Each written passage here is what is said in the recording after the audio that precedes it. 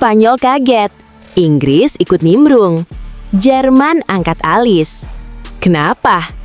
Karena satu nama tiba-tiba nongol di newsroom mereka, Veda Ega Pratama. Padahal sebelum musim mulai, jujur aja, namanya nggak masuk radar utama. Media Eropa sibuk bahas jagoan lokal, calon dominan musim ini, talenta masa depan.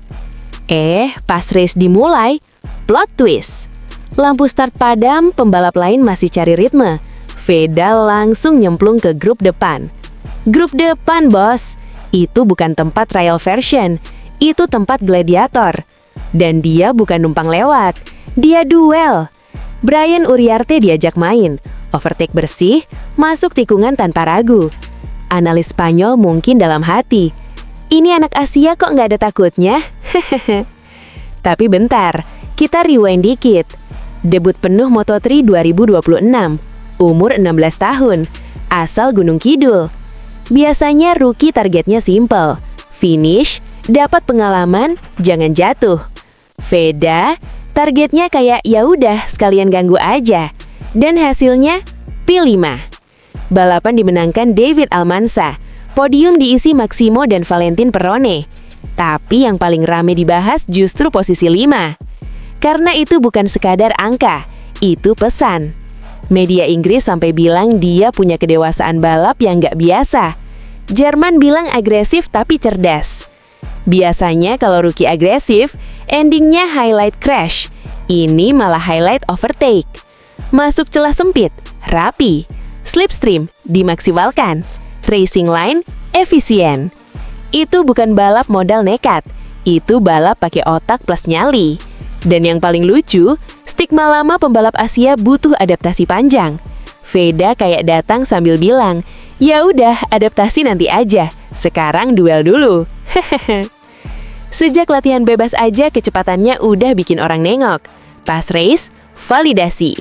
Sekarang namanya trending, dari portal online sampai acara TV olahraga. Dan ini bukan viral karena drama luar lintasan, bukan sensasi, bukan gimmick, murni karena performa.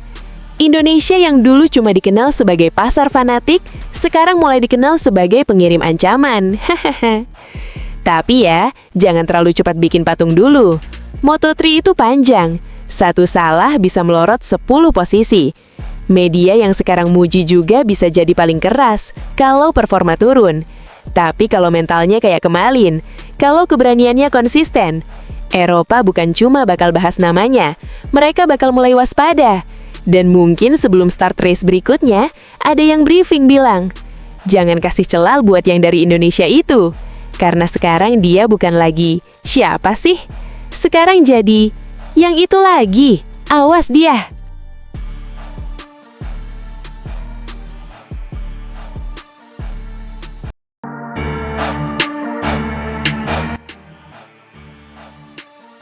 Top 5 dunia.